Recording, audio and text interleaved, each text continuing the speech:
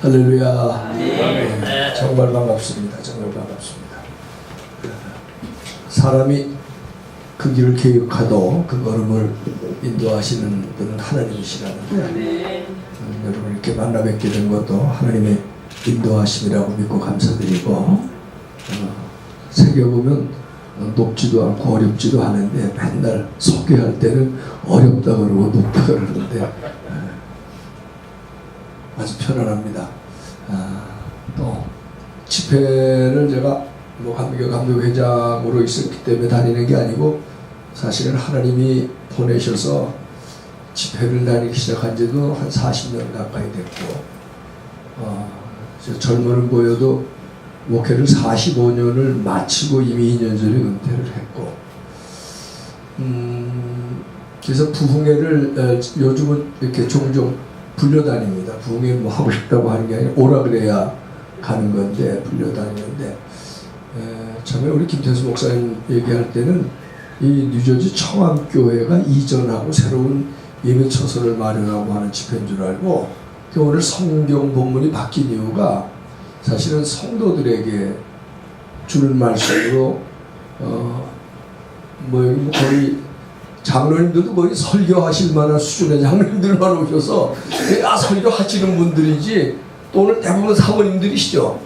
그러니까 설교하실 분들이지 들을 분들이 아닌데 이게 부흥회를 한다 그래서 사실은 야곱입니까 이스라엘입니까도 우리의 신앙이 저는 요즘 부흥회를 하면서도 야곱 신앙으로 시작해서 이스라엘 신앙으로까지 가야 되는데 성도들이 야곱 신앙이 뭔지 이스라엘 신앙이 뭔지 왜 야곱이 변화해 이스라엘이 돼야 되는지에 대한 개념이 없어요. 사실 그 말씀을 좀 나누려고 했다가 아무래도 분위기가 목사님 사모님들이 주로 많이 모이시고 장로님들도 아주 시니어리티가 있는 장로님들만 오시는 것 같아서 게다가 또 와보니까 성령 성화성회라 그래서 사실은 저는 성령 성화라는 이름으로 부흥회는 안 하지만 요즘 제 부흥회의 이렇게 흐름이 주로 성화에 대한 얘기를 많이 합니다. 이제 지금 제가 여기를 연결하니까 성화라 그랬고 저는 이게 그냥 성화가 아니라 행동에 대한 얘기를 요즘 참 많이 하거든요. 근데 또 와보니까 집회 중엔 이런 집회가 없는 게 오늘 여기 오신 분들이 내일 새벽에 안 오시죠? 거의 안 오실 것 같고 내일 낮에도 거의 안 올 거예요. 3시간 집회를 하는데 완전히 회중이 달라요 다. 그래서 토막 집회를 하는 건 참 어려운 건데 이제 오늘은 그냥 성화에 대한 초점을 맞추면서 좀 말씀을 좀 나누려고 그러고 아까 그 찬양 인도하던 장로교 목사님 가셨어요? 여기 계시네. 참 잘하시네. 목사님이 오늘 연합의 심볼입니다. 왜냐하면 보세요. 우리 대한민국이 한강의 기적을 이룬 부지런한 민족 모든 좋은 수식어를 다 갖다 붙여요. 칭찬할 만한 민족입니다. 세계가 부러워하는 민족입니다. 그런데 우리 스스로도 인정하고 걱정하면서 못하는 게 뭐냐면 한국 사람이 제일 약한 게 뭐냐면 연합이에요. 정치도 연합을 못해서 맨날 여당 야당이 진흙탕 싸움만 하잖아요. 네? 그러면 정치인만 그래요? 함경도 이북에서는 함경도 사람 평안도 사람들이 그랬고 남쪽에 오니까 전라도 경상도가 그랬지 학연이 있지 지연이 있지 그것만 그래요? 그러면 예수 믿는 사람 한국교회는 어때요? 저는 교단장 협의회 제가 대표회장을 해봐서 아는데 정말 교단장들 연합하기가 부자가 천국 들어가는 것만큼 근데 사실은 교회가 연합해야 되거든요. 왜냐면 우리가 바깥에서부터 어떤 데는 돌팔라이즈 당하오르는데 교회가 조금 더 단결된 힘을 가지면 이길 수 있는 저력인데 그게 연합이 안 되잖아요. 근데 저기 장로교 목사님 오셨다는데 왜 그러냐면은 1885년 4월 5일 부활주일날 미국에서 감리교 장로교 선교사가 우리나라에 첫 발을 내렸어요. 134년 전 얘기입니다. 그때 감리교 장로교는 형제교단이에요. 워낙 감리교는요, 여기 감리교 후예들이 많이, 감리교는 워낙 좀 시끄러운 교단입니다. 시끄럽게 기도하고 시끄럽게 찬송하고 시끄럽게 그러는데 감리교회와 함께했던 장로교회 첫 선교사 언더우드 목사는 시끄러운 감리교인 같은 장로교 목사라는 별명을 가졌어요. 전도 집회를 나갔는데 감리교 장로교 할 거 없이 선교사들이 함께 전도 집회를 나가면 길거리에서 통성기도를 하는데 제일 시끄럽게 기도하는 사람이 언더우드 목사예요. 오늘 그 언더우드 후예인 것 같아요. 찬양도 뭐 한 번 하고 기도하고 한 번 하고 기도하는 게 할렐루야. 그리고 어떤 아펜젤라 아이들 세례주면은 언더우드 목사가 와서 집례하고 그렇게 서로 아주 형제처럼 지냈는데 요즘은 감리교 장로교 연합하러 가보면은요 겉으로는 연합하고 겉으로는 웃으면서 인사하지만 속으로는 알력이 있고 갈등이 있고 누가 회장 되느냐 아이고 골치 아파.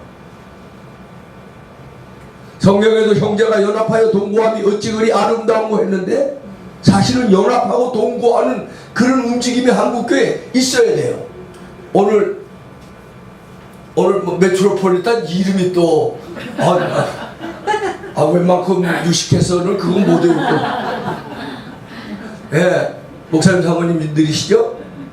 이 숫자가 얼마나 많으냐 뭐 이거에 초점을 맞추지 말고 우리가 연합했다 하는 게 그게 대단한 의미가 있습니다. 예, 오늘 뭐 아주 찬양도 은혜로운데다가 이 분위기가 예? 소리가 잘 울리네. 야, 그래서 하여튼 찬양이 10배로 더 감동으로 할렐루야. 어쨌든 이렇게 연합하는 게 좋잖아요. 그렇죠? 근데 웨슬리 연합이라는 걸 뭐냐면 다 아시는 대로 한국에는 웨슬리안 지도자 연합회가 있어요.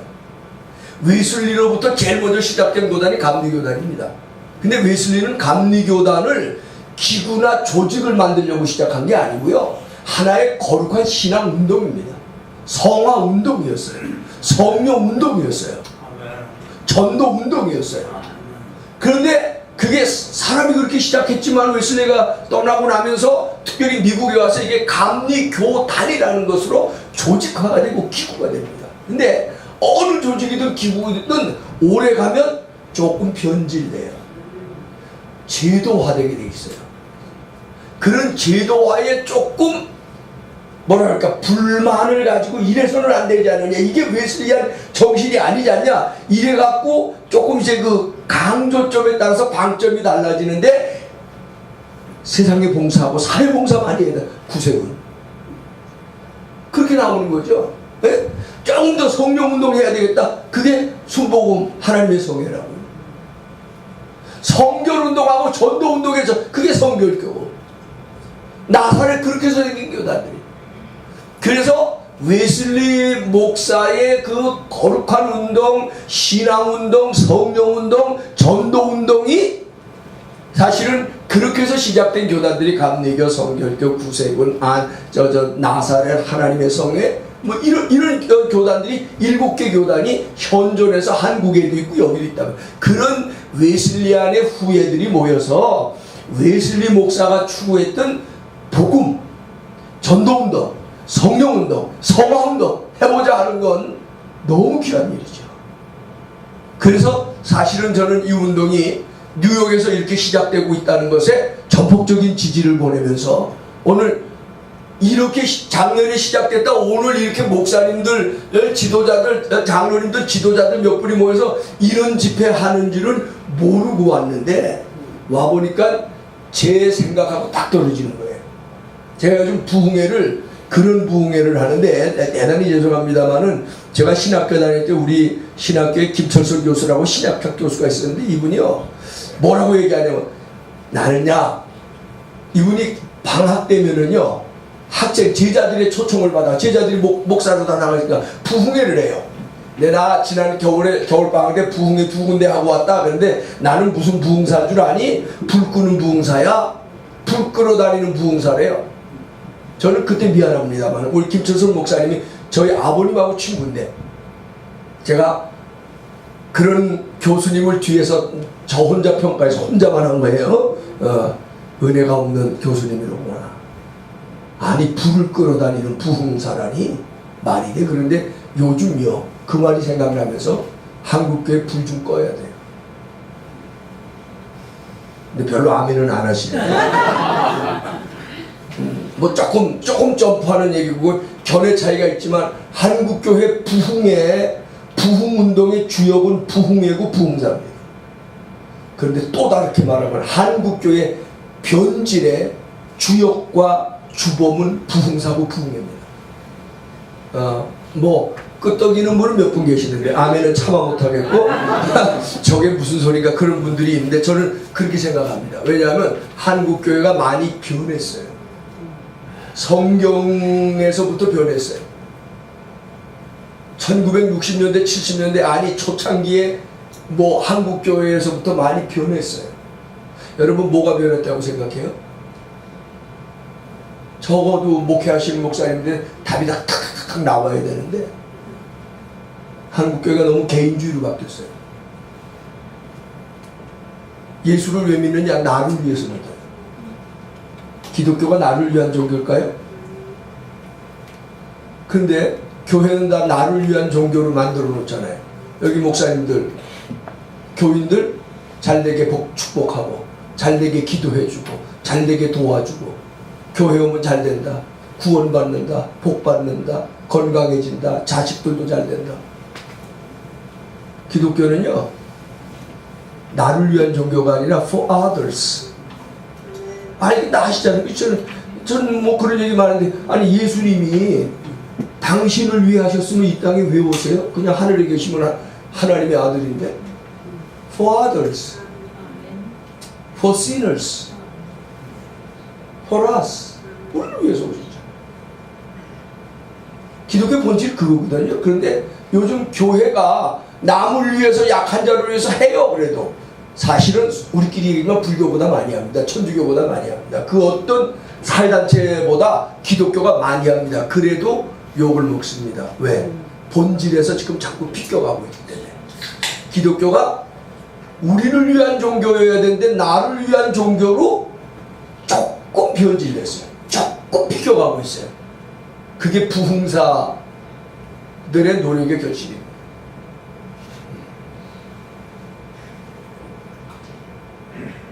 그래서 저는 그런 생각하면서 요즘 역사를 정리하고 나가는데 여기는 내일 아침에 해야 될 얘기인데 역사를 정리하면서 여러분 초기의 기독교인들은 제가 감리교 대표로 있을 때 이런 책을 썼어요. 못 들어보셨죠? 감리교인들도 잘 모르니까 대한민국을 세운 위대한 감리교인들이라는 책을 썼어요. 그런데 저기 장로교 목사님 장로교 총회장들이 처음에는 내가 그 책 썼다고 한 권씩 주니까 제목 딱 보더니 뭐야 감리교가 대한민국 세웠어? 왜 감리교야? 그래요. 그래서 내가 여보시오 잘 읽어보고 대한민국을 세운 것은 감리교회만 아니고 장로교회도 있고 사실은 합하면 대한민국을 세우는 것은 한국교회야. 그런 뜻이니까 그런 뜻이라면 할렐루야지. 근데 왜 우리는 이런 거 못 쓸까? 그래서 내가 당신들도 좀 써 그랬더니 벌써 그게 2016년 얘기인데 자기들도 반드시 쓴대요. 근데 아직도 책이 안 나왔어요. 근데 혹시 대한민국을 누가 세웠는지는 아세요? 누가 세우셨어요? 대한민국 누가 세웠어요? 예. 건국으로만 얘기해서 이승만.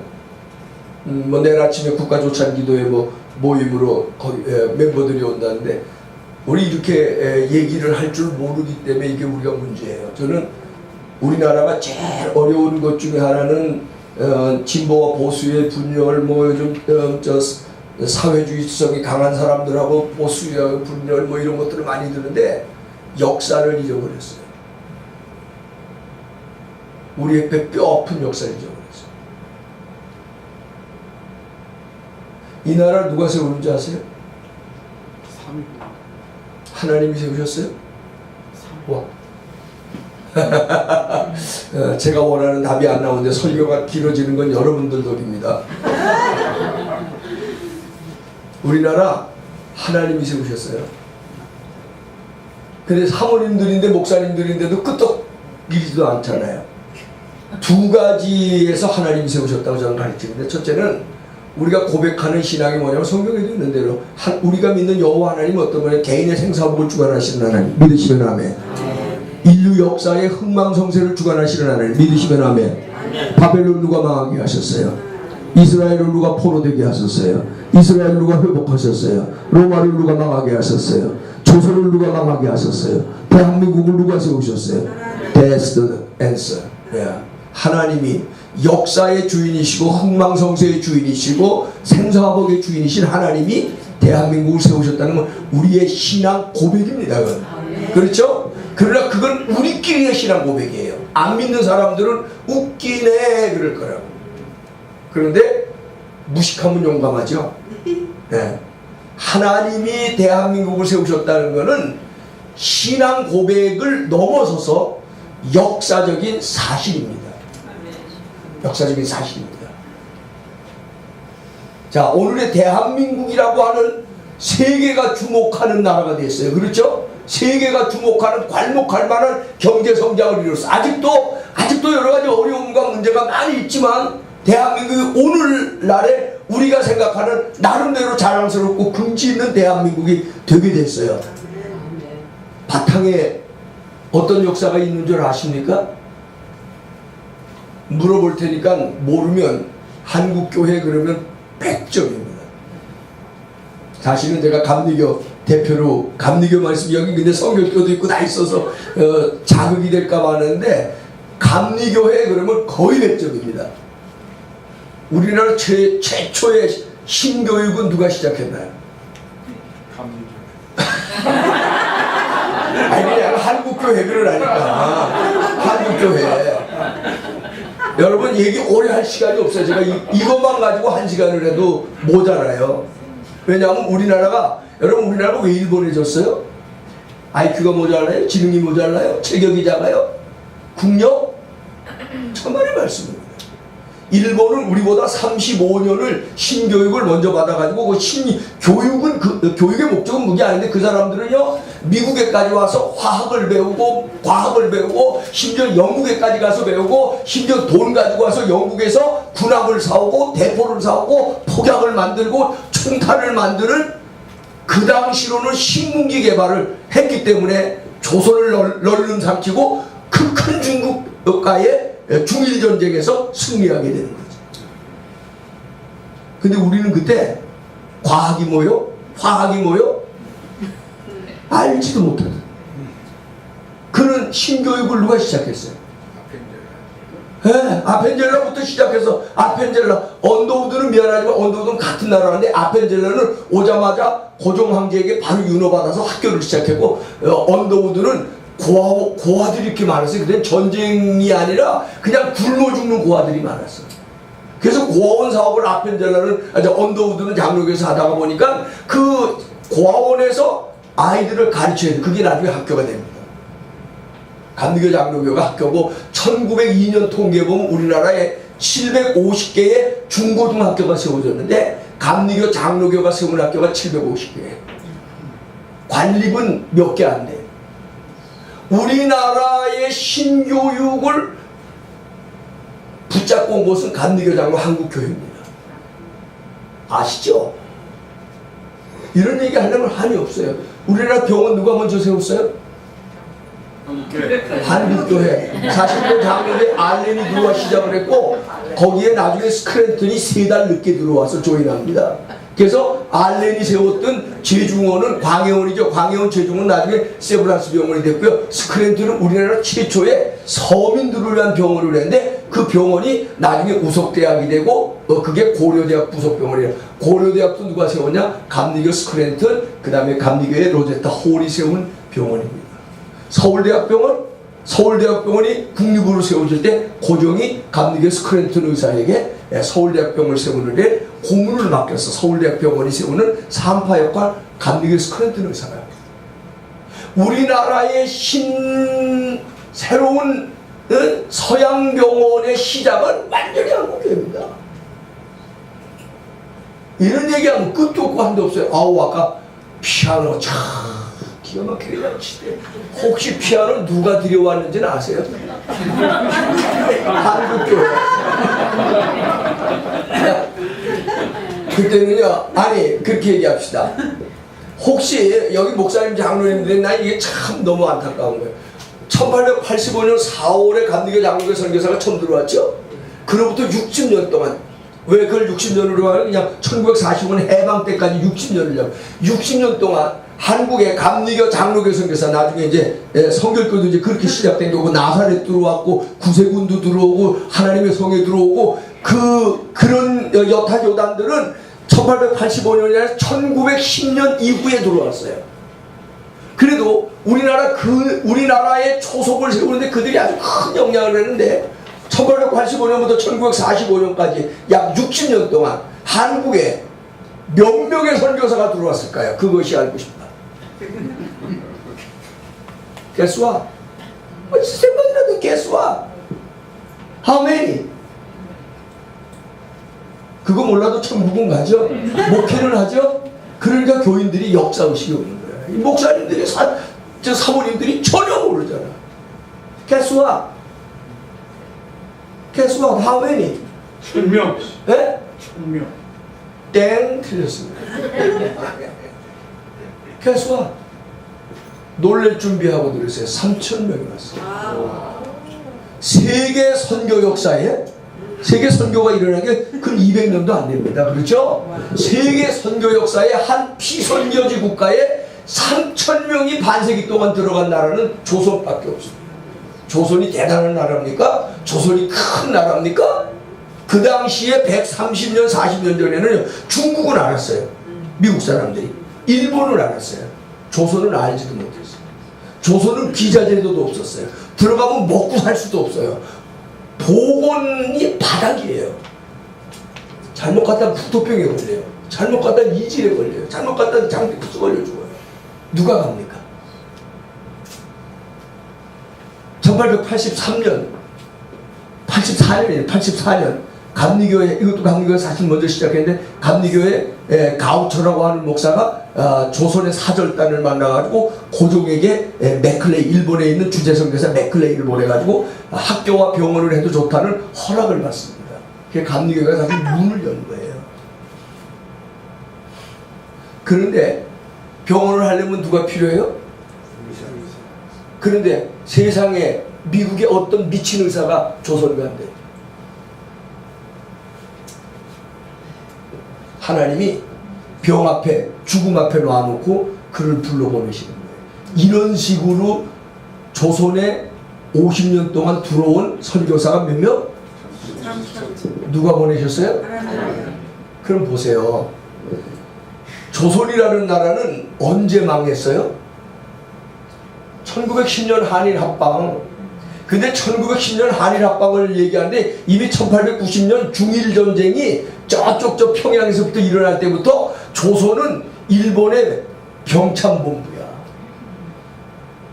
그걸 알면은요, 일본의 36년이 아니라 50년이 넘게 억압을 당한 겁니다. 뺏긴 거예요.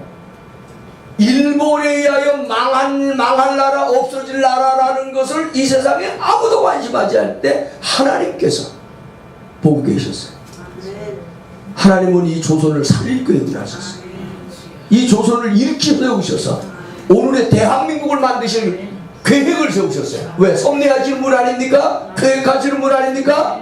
그리고 3,000명을 쏟아부었는데 그게 결국 오늘의 대한민국이 된 거예요. 60년 동안 3,000명이 들어와서 온갖 분야에서 개혁을 일으키고 새롭게 하고 나니까 1948년 8월 15일 드디어 대한민국 정부가 감리교회 이승만 시에서 수립된 겁니다. 아멘. 아이고, 내일 아침에 할 예고편만 보여드릴게요. 그냥 맛만 보여드릴게요. 한글은 누가 만드셨는 줄 아세요? 아시네.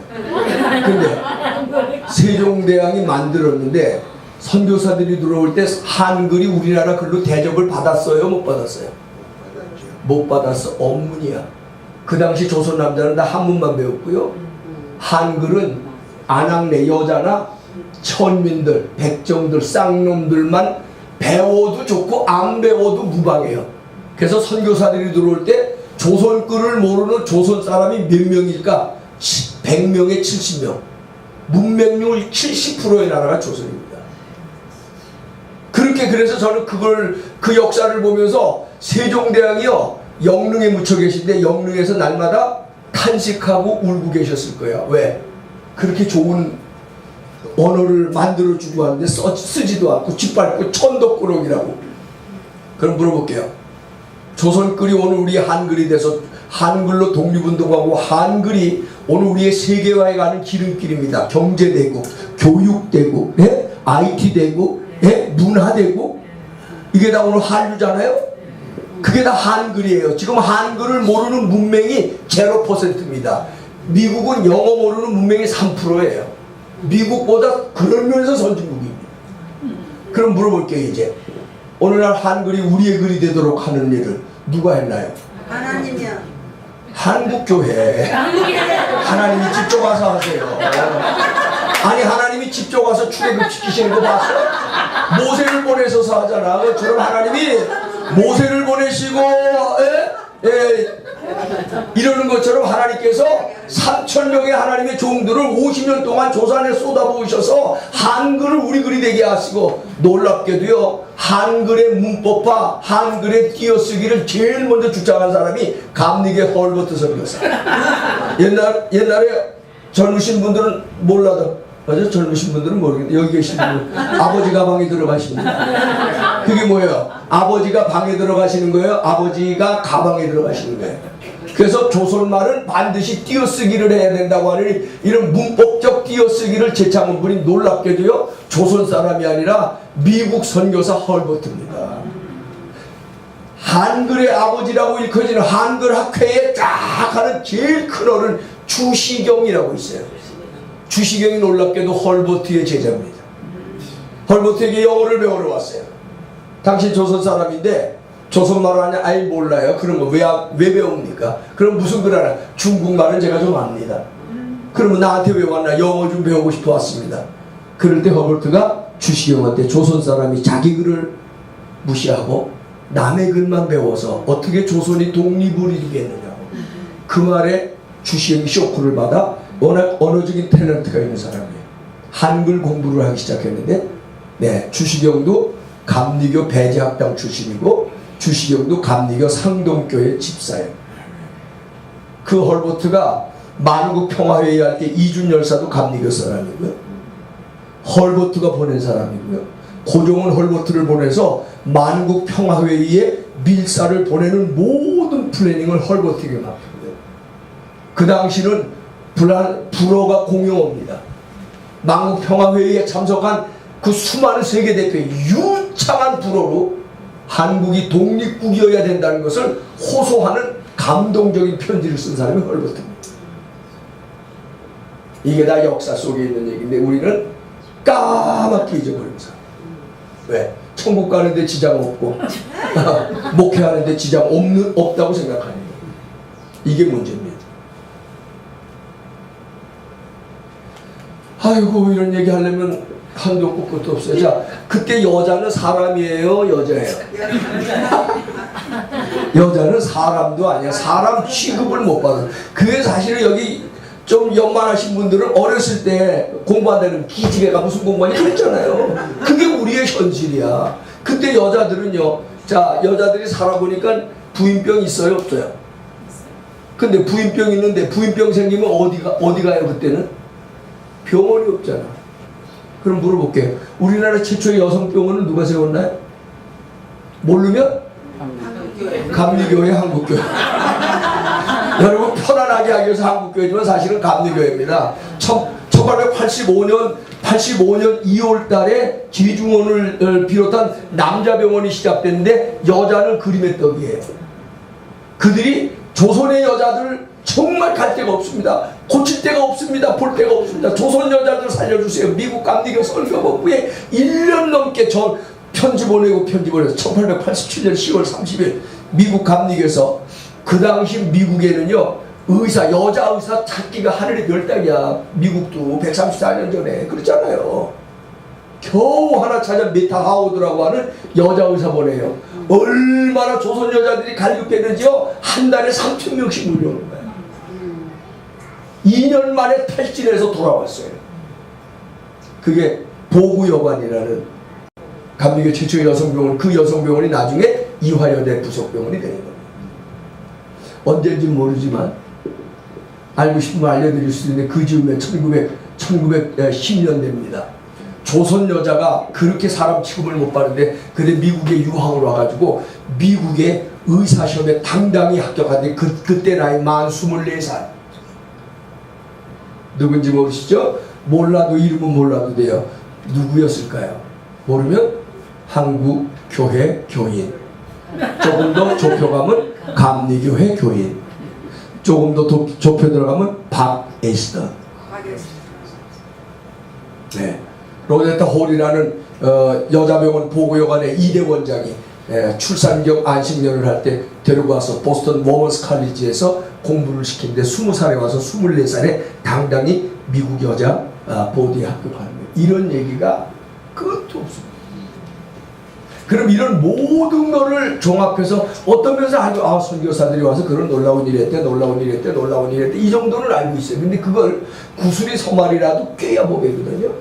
제가 어느 날 그 역사를 제가 감독회장으로 있을 때 감리교 선교 130주년 행사를 했어요. 그걸 하면서 제가 역사를 들여다보다가 어느 날 책을 읽다가 제 마음속에 갑자기 빵 하고 오는데 그 사람들은요 130년의 선교사들은 교회를 세우고 예수 믿고 구원받고 천국 백성 되라고 온 것 같았는데 제가 그들이 한 일들을 쫙 읽다가 보니까 저도 모르게 무릎을 꿇어요. 이건 교회를 세운 게 아니라 대한민국을 세웁니다. 그래서 제가 감히 대한민국을 세운 위대한 감리교회, 위대한 한국교회 그런 타이틀로 책을 썼어요. 대한민국은요 하나님이 계획해서 세운 나라입니다. 아멘. 하나님이 계획해서 하나님의 종들을 60년 동안 3,000명을 보냈는데 안 가겠다고 못 가겠다고 거기가 어딘데 가냐고 그러는 사람들을 쏟아보냈어요. 물론 그 중에는 뭐 좋지 않은 선교사들도 있었겠죠.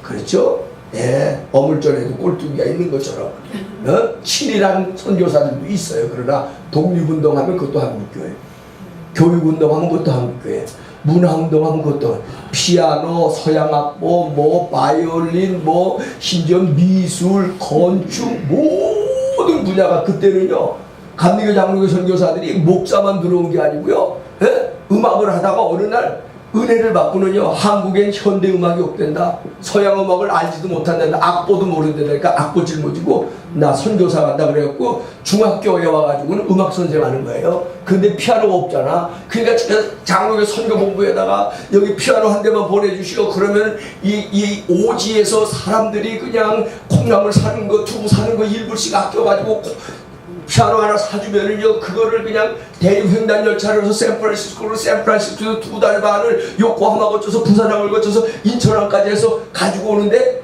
그걸 가지고 오면은요 끌고 가는 방법이 없잖아. 마차의 식구가 다 털털거려 깨지면 어떡해.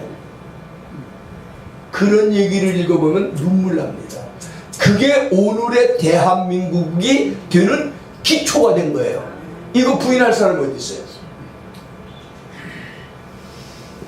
사실은 이건 감리교에서 한 일로 제가 책을 썼기 때문에 여러분에게 뭐 그 책 사라고는 하지는 않겠지만 사실은 한번 읽어보면 좋습니다.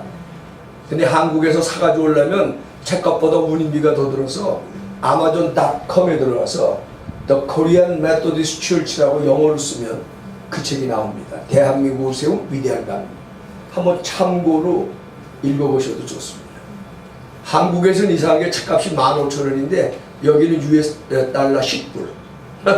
저한테 들어오는 이익금은 하나도 없으니까 안심하시고 책 장사하는 거 아니니까 읽어봐야 되고 우리 집사람한테 제가 맨날 혼나는데 여기 있는데 제가 그거는 인물 중심으로 썼는데 그거를 바탕으로 해서 이번에는 여러분 모두가 즐겁게 대한민국을 세운 한국교회라는 내용의 책을 하나 이걸 좀 풀어서 여러분에게 지금 말씀하신 식으로 하나 쓰려고 그러는데 베스트셀러가 될 것 같긴 하는데 미안하지만 교인들도 읽어야 되지만 한 번만 용서 안 믿는 것들이 좀 읽어야 됩니다. 그래서 제목을 교회만 들어가면 경계하는 것들이 있어서 조금 그들이 읽을 수 있는 책을 어떻게 써볼까 하는데 제가 이렇게 맨날 돌아다니느라고 말만 하고 못 쓴다고 우리 수저한테 맨날 혼나고 있어요. 자, 길게 얘기해서 죄송한데 이제 또 짧게 들어가 볼게요. 자, 제가 이 얘기를 왜 했냐면 그 당시에 교회 오는 사람은 자기를 위해서 오지를 않았어요. 나라를 위해서, 민족을 살리기 위해서. 이게 한국교회의 모습이고 이것을 어떻게 보면 성경적 복음의 본질하고 근접하는 거예요. 근데 어느 날부터 한국교회가 나를 위한 신앙으로 저는 그걸 변질이라고 표현해요. 그 변질의 가장 큰 주범이 뭐냐면 구원론입니다. 여기 장로교 목사님, 장로교에서 알면 좀 시비가 날 거예요. 구원을 어떻게 받아요? 구원을 어떻게 받아요? 교회 나가 받아요? 믿음으로 받지 뭐 목사님들이 망설여요. 사모님들이. 구원을 뭘로 받아요? 믿음이에요. 그 믿음은 사실은 뭐냐면 마틴 루터가 종교개혁할 때 캐톨릭의 구원은 믿음 더하기 행위입니다. 그래서 그 당시 가톨릭은 구원받기 위해서는 행위가 반드시 따라와야 된다 그래가지고 심지어는 아시죠? 베드로 성당 돌계단이 뭐 200개인지 얼마인지 쉬어보진 않았는데 거기도 걸어 올라가면 안 돼. 겸손의 훈련, 복종의 훈련하기 위해서 기어 올라가도록 했어요. 어느 날 마틴 루터가 그 베드로 성당을 방문해서 기어 올라가니까 이 팔꿈치하고 무릎에서 피가 철철 납니다. 그런데 올라가다가 말씀이 생각납니다. 나의 의인은 믿음으로 말미암아 살리라. 그러니까 마틴 루터가 기어 올라가다가 벌떡 일어나서 뭐라고 했어? 솔라 피데, 오직 믿음으로.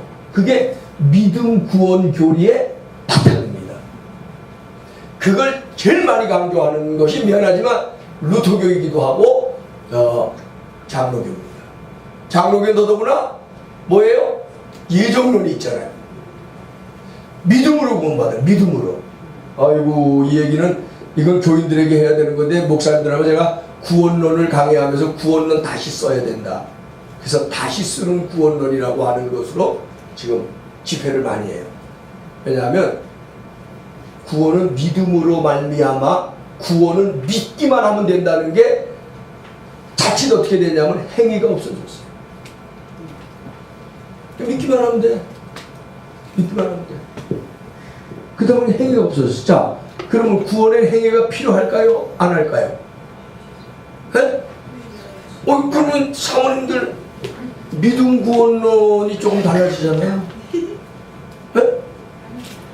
성경에 보면 두 가지 다른 말씀이 나와요. 예를 들어 요한복음 1장 12절에 보면은 영접하는 자고 그 이름을 믿는 자들은 하나님이 자기가 되는 권세를 주셨으니 요한복음 3장 10절 하나님이 세상을 이처럼 사랑하사 독생자를 주시 이는 누구든지 저를 믿으면 멸망치 않고 구원을 얻으리라. 로마서 10장 10절 사람이 마음으로 믿어 의에 이르고 입으로 시인하면 구원에 이르느니라. 에베소서 2장 8절 9절에 보면 너희가 그 은혜에 의하여 믿음으로 말미암아 구원을 받았으니 이는 하나님의 선물이라 행위에서 나는 것이 아니니 이는 누구든지 자랑하지 못하게 하려 함이라. 그래서 아주 행위가 아니라는 걸 에베소서 2장 8절에 아주 못 박아놓고 있습니다. 이것이 한국교회의 오해를 불러일으켰어요. 교회 나가 믿습니다만 하면 한 주간 동안 잘못하고 죄 짓고 나가서 잘못했습니다만 하면 용서받고 구원받는다는, 그래서 행위는 없어도 되는 것으로 오해하게 만들었다. 근데 말씀을 들어가 보면 여러분 마태복음 7장 21절에 보면 예수님을 너희가 나더러 주여 주여 한다고 다 천국에 들어갈 자가 아니요 하늘에 계신 내 아버지의 뜻대로 행하여야 되느니라 하고 말씀하시고 마태복음 25장에 보면 양과 염소에 비유해서 천국에 들어가는 기준이 행위예요. 행위. 가난한 사람, 약한 사람, 병든 사람을 도와준 너희는 양이고, 내가 배고플 때, 내가 외로울 때, 내가 배고플 때, 내가 병들었을 때, 내가 추워 떨 때 나를 돌아보지 않은 너희는 염소예요. 양은 천국에 가지만 염소는 천국에 못 갑니다. 행위입니다. 행위. 그래서 구원론 다시 써야 된다. 그러면 천주교처럼 구원은 믿음 더하기 행위라고 돌아가면 그날로 이단되는 겁니다. 아, 장로기 목사님 들으셔야 되는데 어디 가셔서 중요한 얘기. 듣고 계시는구나. 그래서 제가 요즘 구원론 다시 쓰면서 가르치는 게 뭐냐면, 구원은 믿음인데 행위는 구원의 조건이 아니에요. 그런데 행위는 믿음의 조건이에요. 행위 없는 믿음은 죽은 믿음입니다. 예? 행위, 야고보서 2장에 뭐라고 말씀하고, 행위 없는 믿음은 죽은 믿음이에요. 죽은 믿음을 어찌 구원받을 수 있느냐는 거예요. 아멘? 그런데 한국 교회는 죽은 믿음을 많이 붙잡고 있어요. 이 말씀을 정확하게 하기 위해서 여기부터 읽고 이제 오늘 마지막 결론 들어갑니다. 여러분, 누가복음 10장 25절 한번 읽어보세요.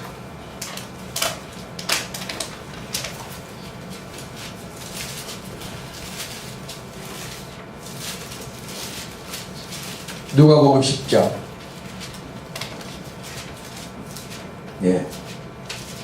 25절부터 한번 읽습니다. 25절부터 시작. 어떤 율법교사가 일어나 예수를 시험하여 이르되 선생님, 내가 무엇을 하여야 영생을 얻으리까? 예수께서 이르시되 율법에 무엇이 가지고 쓰였으며 내가 어떻게 읽느냐? 27절. 대답하여 이르되 내 마음을 다하며 목숨을 다하며 힘을 다하며 뜻을 다하여 주 너희 하나님을 사랑하고 또한 내 이웃을 내 자신같이 사랑하라. 28절 시작. 예수께서 이르시되 내 대답이 옳도다. 이를 행하라. 그러면 살리라. 아멘. 자, 보세요. 25절에 보면은 어떤 율법교사가 성경 박사잖아요. 예수님에게 와서 어떻게 하면 영생 얻습니까? 어떻게 하면 구원 얻습니까? 그랬더니 믿어 이놈아, 그러면 구원 얻지. 그렇게 예수님 말씀 안 하시고 뭐라고 얘기를 하냐면, 야, 성경에 어떻게 돼 있냐? 넌 율법 선생님에서 그것도 모르냐? 되무시죠. 그러니까 27절에 있습니다 하고 이 사람이 대답하는데 뭐래요? 마음을 다하고 뜻을 다하고 성품을 다하고 주 너의 하나님을 사랑하고 또한 네 이웃을 내 몸같이 사랑하라. 이거 수식어 다 빼면 하나님을 믿고 사랑하고 사람을 사랑해야 구원받는다. 그랬더니 예수님이 네 대답이 옳도다. 띵동땡 정답입니다. 그러면서 뭐라 하냐면 너도 이와 같이 행하라. 구원을 받는데 이와 같이 행하라. 그러면 살리라. 여기서 그러면 살리라. 영어 성경 가지고 계신 분은 그러면 살리라고 하는 말은 우리는 조금 애매모호한데, 영어는 you will live, you shall live예요. 그건 뭐냐? forever예요. 영생입니다. 너도 가서 그와 같이 행하라. 어떻게 해? 하나님을 믿고 사랑하고 사람을 사랑하는 행위를 해라. 그래야 you will live forever. 아멘 나오셔야 되는데 영어가 해독이 좀 잘 안 되나 보죠? 발음이 나쁜가? 네? 그렇지 않습니까? 그런데 한국교회는 그동안 목사님들이 어떻게 가르쳤어요? 교회 와서 예배 잘 드리고 11조 잘하고 열심히 하면 100점짜리 구원받는 사람으로 돼 있어요. 그런데 누가복음 10장 27절에 보면 그거 갖고는 구원이 100점이 안 됩니다. 100점짜리 구원을 받기 원하시는 분, 아멘? 하나님을 믿고 사랑하고 마음과 뜻과 성품을 다하는 건 하나님에 대한 수식어예요. 그렇죠? 그리고 또한 네 이웃을 내 몸같이 사랑하라. 제가 교인들에게 이거 도전합니다. 여러분, 이웃을 여러분의 몸처럼 사랑하고 있습니다. 정말 뜨겁게 교인들을 사랑하고 뜨겁게 형제를 사랑하고 뜨겁게 자매를 사랑하고 있습니까?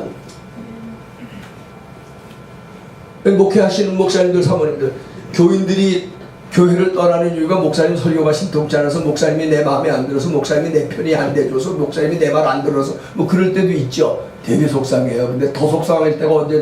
교인들끼리 싸워서 나갈 때 되게 속상해요. 나는 잘한 것 같은데 저것들이 자기들끼리 싸우고 그러잖아요.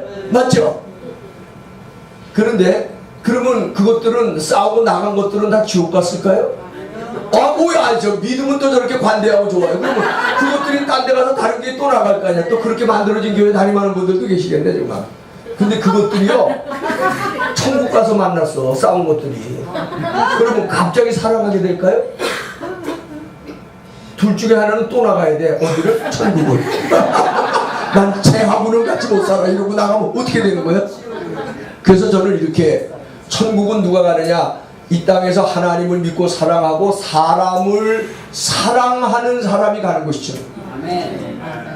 근데 기독교인처럼 포용이 강해야 되고 원수도 사랑해야 되는데 기독교인처럼 자기 사랑하는 사람만 사랑하고 마음에 드는 사람만 사랑하고 스타일 같은 사람만 사랑하고 끼리끼리 사랑하고 좋아하는 사람만 사랑하고 조금만 눈밖에 남은, 저는요 권사를 건너라는 권사인 줄 알았더니 꼰사야. 비비 꼬는 권사들이 교회 얼마나 많은지 말이야. 그럼 와라이네. 그럼 그들이 어떻게 다 천국 가서 같이 살면, 아니 천국 가면 미움도 없고 뭐 다툼도 없고 눈물도 없고 싸움도 없는데 그것들이 맨날 천국 가면 또 싸울 거 아니야. 그러면 또 제2천국을 만들어 나갈까? 아유, 뉴욕에서는, 뉴저지에서는 안 되면 그냥 지들끼리 또 나가서 교회 하나 만들면 끝인데, 우린 지금 이런 교회를 만들어 놓고 있다.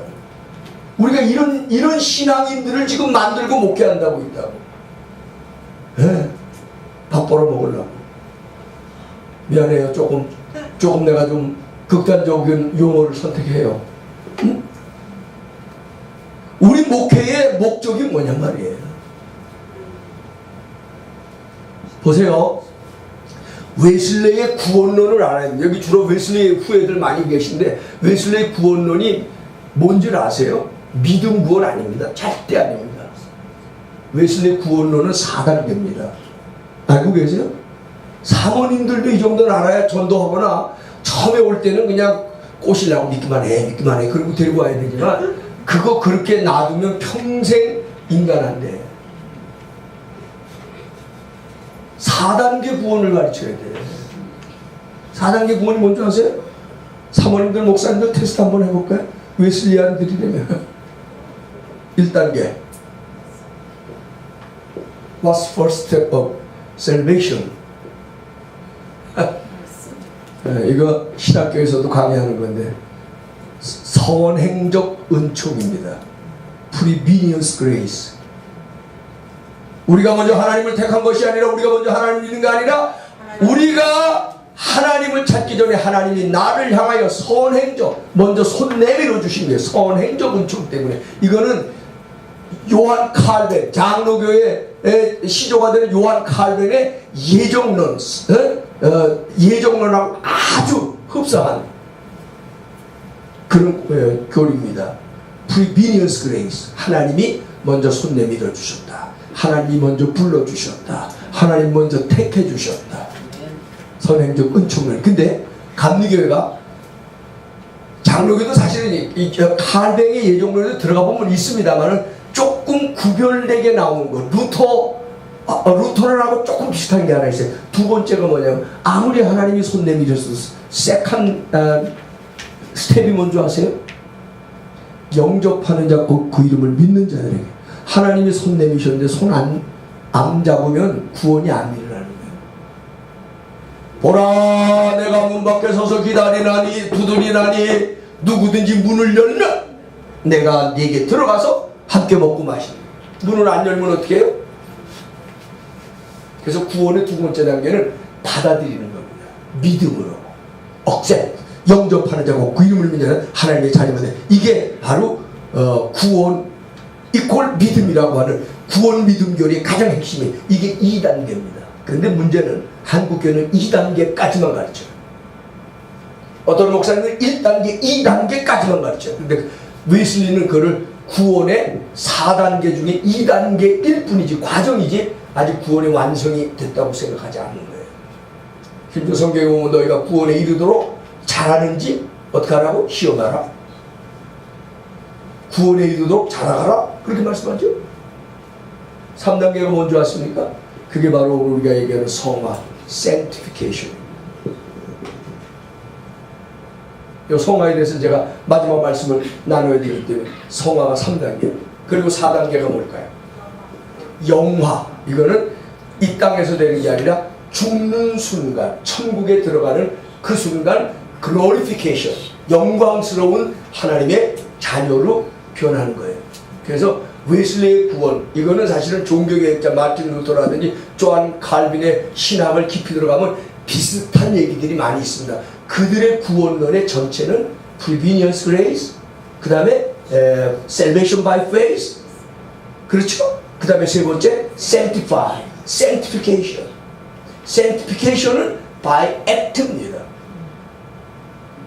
그 다음에 마지막 glorification, by grace. 하나님의 은혜로 영광스럽게 되는 거예요.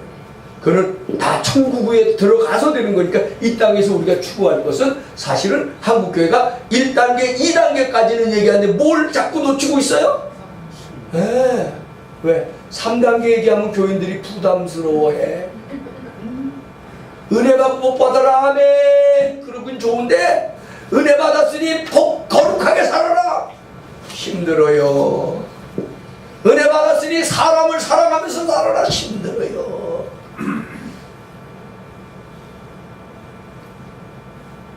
그래서 한국교회가 1단계, 2단계에 머물렀기 때문에 자꾸 복음에서부터 이렇게 조금씩 비껴가는 거고 세상에서도 손가락질 받는 거고요. 믿는 사람, 안 믿는 사람들이 교회를 이제는 동경하거나 존경하거나 부러워하지 않습니다. 그러면 3단계 얘기를 좀 하려면 성화가 그러면 그동안 기독교회에 없었냐? 있었어요. 근데 성화를 어떻게 생각했냐? 거룩해지는 성화. 근데 그 거룩을 어디서 찾느냐 하면은요, 아까 뭐 찬성하고 기도하신 분들 다 그런 성화를 많이 추구하는 것 같았어요. 그게 뭐냐? 예수 믿고 변해서 점잖아졌어요. 그게 거룩이야. 예배 시간에 잘 나와 찬양해요. 거룩해졌어요. 기도 많이 하는 거룩한 사람이 됐어요. 우리는 거룩을 하나님 앞에서만 자꾸 찾지만 그런 면에서 한국교회는 하나님과 나와의 이런 수직적인 관계가 아주 강합니다. 그런데 성경의 성화는요, 하나님 관계에서의 성화가 아니라 인간 관계에서의 성화입니다. 그게 웨슬리입니다. 웨슬리의 성화도 하나님 앞에 거룩이요. 물론 있어요. 찰스 웨슬리도 거룩 전능하신 하나님 앞에 이른 아침 죽게 나와 찬양하는 그런 거룩한 백성 되는 거, that's the sanctify입니다. 근데 그거는 하나의 과정이고 한 종류죠. 진짜 성화는 뭐냐? 오늘 말씀으로 돌아가려고 해요. 예수님의 산상수훈 성경의 압축이고 요약이라고 합니다. Sometimes. 뭐 목사님 사모님이니까 1년에 성경 몇 번 통독하세요? 저는 교인들에게 그렇게 가르칩니다. 1년에 성경 한 번 통독 못하면 마태복음 5장, 6장, 7장만이라도 한 주일에 한 번씩은 읽어요. 그리고 가슴에 새겨라. 마음이 가난한 자는 복이 있나니, 오류한 자는 복이 있나니, 정결한 자는 복이 있나니, 쭉 팔복에 대해서 말씀하세요. 복되게 사는 사람이다. 그러더니 갑자기 오늘 본문에 뭐라 그러냐면 너희는 세상의 소금이라. 근데 어디에 소금이요? 네? 여기서 너희는 누군지는 아시죠? 너희 누구예요? 바로 저와 여러분입니다. 목회자도 포함되고 장로님도 포함되고 권사님도 포함되고 집사님도 포함돼요. 근데 너희는 세상의 소금이에요. 어디에 소금이라고요? 장로님 아까 성경 읽다가 실수하셨는데 만회하실 기회를. 어디에? 세상의 소금입니다. 잘 들으세요. 제 포인트가 이겁니다. 오늘 한국교회는요, 교회의 소금 노릇을 하는 목사 장로를 만들어내고 있어요.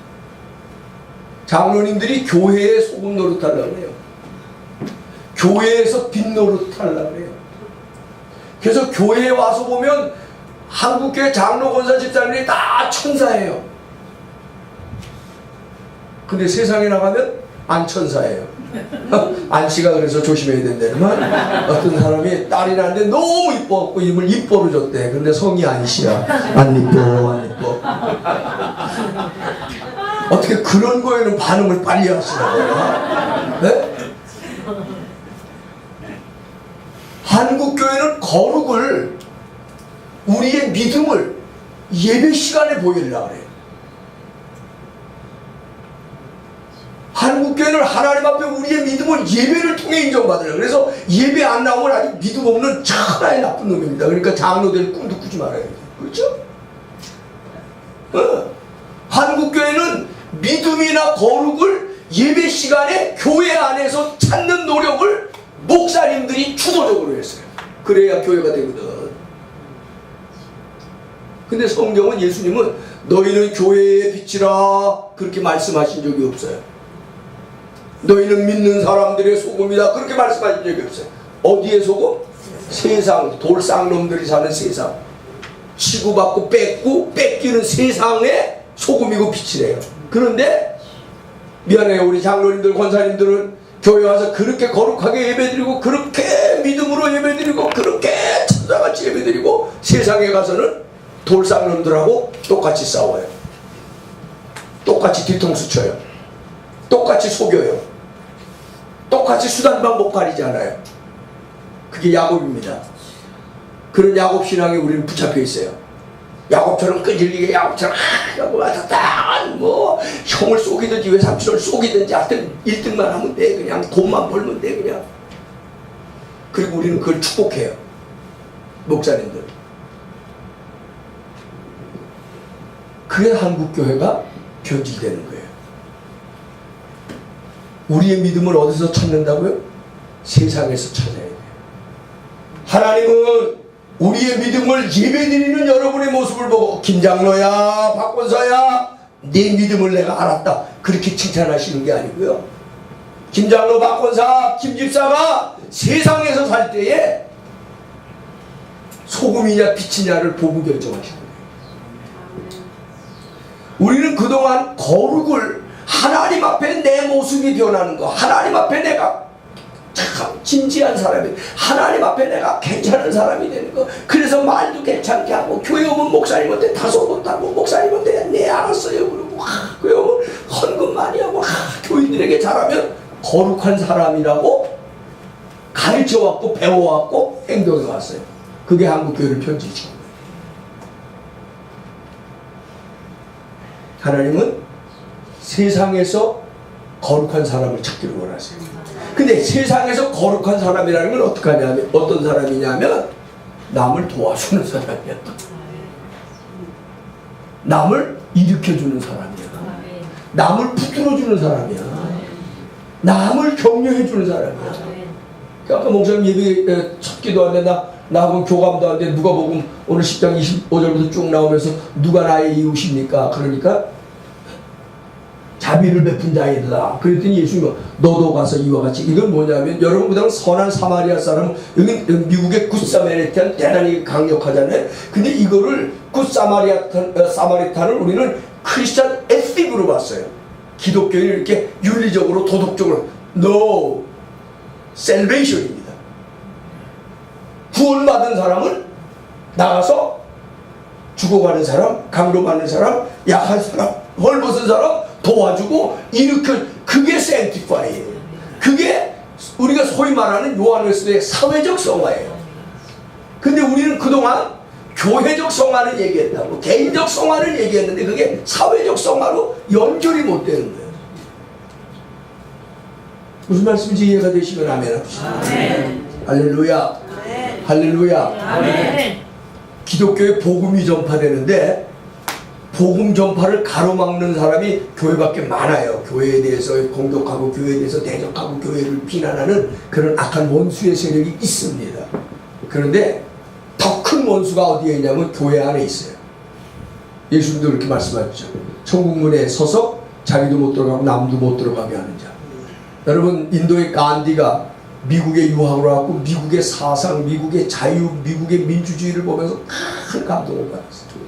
근데 그가 어느 날 자취방에 있는데 성경이 굴러다니는데 예수님 말씀을 읽는데 기가 막힌 거야. 마음이 가난한 자는 복이 있나니 너희는 세상의 소금. 야, 이분이야말로 내가 믿고 따라갈 뿐이다. 그래서 누가 전도하지 않았는데 그 다음 주일에 옷을 말끔히 차려입고 교회를 갔어요. 그랬더니 백인 교인이 너 못 들어와. 너는 백인들을 위한 교회라 아시아는 들어올 수 없어.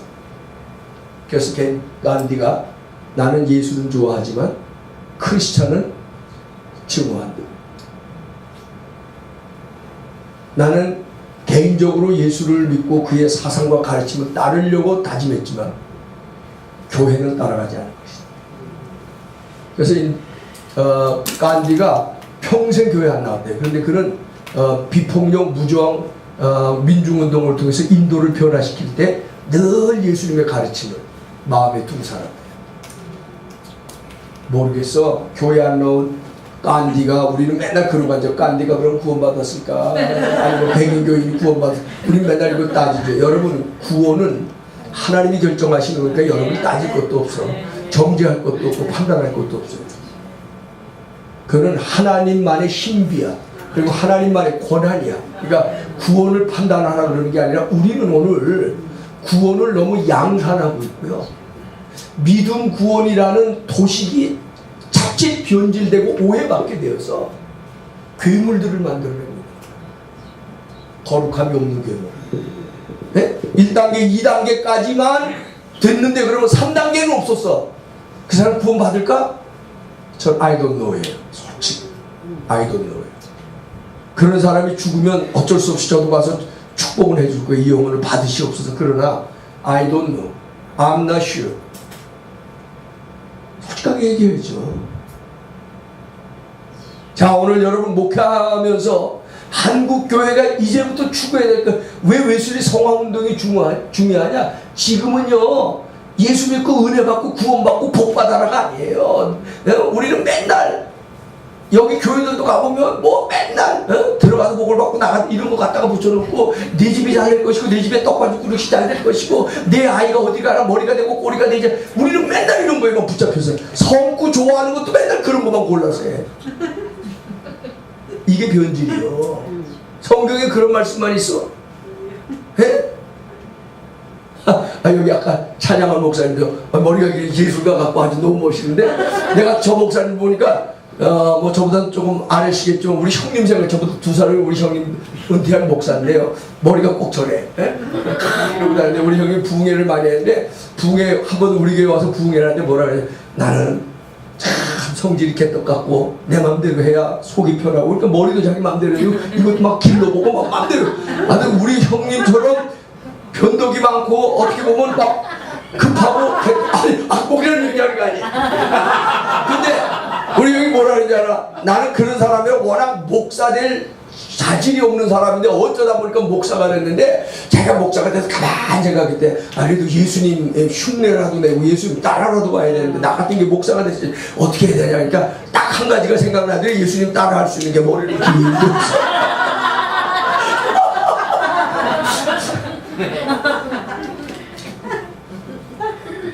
요즘은요 고난절이 되면 십자가 만드는 목사님들 되게 많아요. 산에서 나무보다 목공하고 그래. 그리고 십자가 만들어. 그리고 어떤 목사님은 또 십자가 전시회를 한대. 그래서 뭐 동방교회 십자가, 서방교회 십자가, 무슨 로만 십자가, 무슨 십자가 해가지고 수백 개 십자가를 전시한다고 또 신문에 광고까지 내. 근데 나는 그걸 볼 때마다 나 혼자말로 하는 게 있어. 한국교회 십자가 전시회는 있는데 십자가를 지고 가는 사람은 없구나. 십자가 만드는 목사는 많은데 십자가를 지고 가는 목사는 없구나. 한국교회 십자가를 귀에 달고 목에 달고 다니는 여인은 많은데 십자가를 지고 가는 여인은 없구나. 이게 성화예요. 십자가는 뭐냐? 우리는 흔히 고난, 어려움만 하면 자기 집에 어려운 사고 나면 십자가야 이러는데 다 자기 개인적으로 해석을 하는 거야. 십자가는 남을 위해서 희생하고 헌신하는 게 십자가. 근데 한국교회가 그걸 잊어버린단 말이야. 그래도 아까 얘기한 대로 뭐 천주교나 이런 데에 비하면 한국교회가 많이 해요. 근데 교인들은 헌금 조금 하고 그 뒤에 숨어서 우리 많이 해 이런다. 교회에서 뭘 어딜 돈을 많이 보내고 선교비를 많이 보고 사회봉사를 그게 문제가 아니라 우리가 삶 속에 세상에서 소금이냐 빛이냐 그게 성화예요. 그런 성화가 이루어져야 된다. 저도 요즘 이런 부흥회를 하고 다니까 불을 끄는 부흥회인지도 몰라. 구원론 다시 쓰자. 성령운동 다시 하자. 저도 성령운동이요. 저도 신령한 체험을 많이 한 사람. 근데 중요한 거는 Previous Grace, 선행적 은총에도 성령의 역사가 있어야 되고 Salvation by Faith, 믿음으로 구원받는데도 성령의 역사가 있어야 되고요. 성화는 더더구나 성령의 역사가 있어야 돼요. 내 힘으로 안 됩니다. 모든 단계에 성령의 역사하심이 있어야 돼요. 할렐루야. 할렐루야. 그래서 내일은 전 목회자들하고 모일 때는 이 얘기를 조금 더 성령의 역사에 대해서 좀 구체적으로 하려고 그러는데, 오늘 웨슬리안의 후예로서 여러분이 정말 어려운, 저도 다 듣고 있어요. 뉴욕, 뉴저지 연합이 참 힘든 동네다. 왜? 대한민국에서 참 난다긴다 하는 사람만 와서 사는 데가 뉴욕, 뉴저지. 이 동부 사람들은 또 서부에 있는 사람들은 알기를 또 상놈으로 알잖아요. 저는 1978년에 서부에 와서 8년 동안 공부하고 목회하고 갔는데 동부에서는 영 알아주지 않다.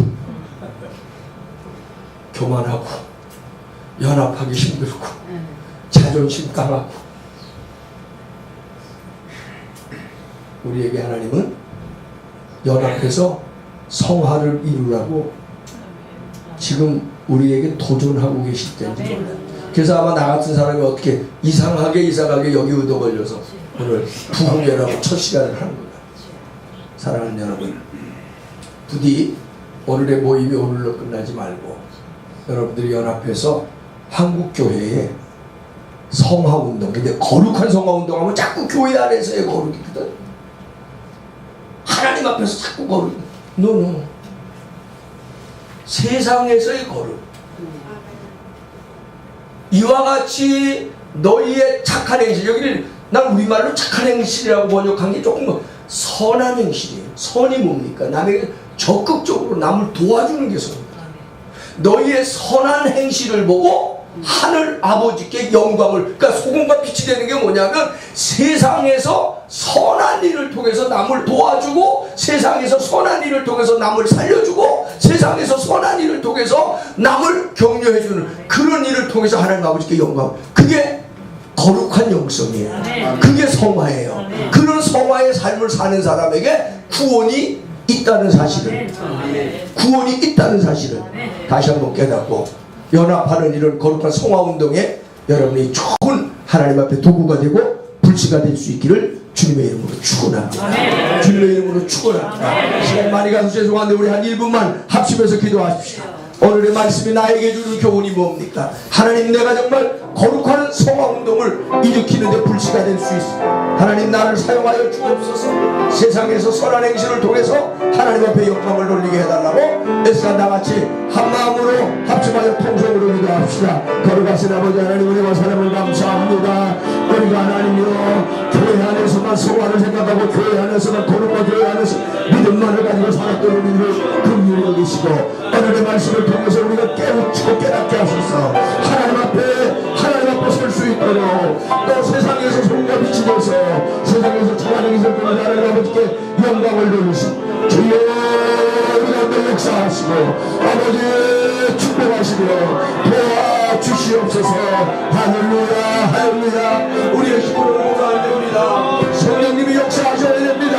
성령님 우리 가운데 오셔야 됩니다. 성령님 감동하셔서 아버지 하나님이여 거룩해지게 하시고 성화를 이루게 하시고 세상에서 성령 비치게 하시며 선한 행실을 하게 하시며 우리의 구원을 이루어가도록 성령님 우리 가운데 역사하여 주시옵소서. 예수님의 이름으로 기도드립니다.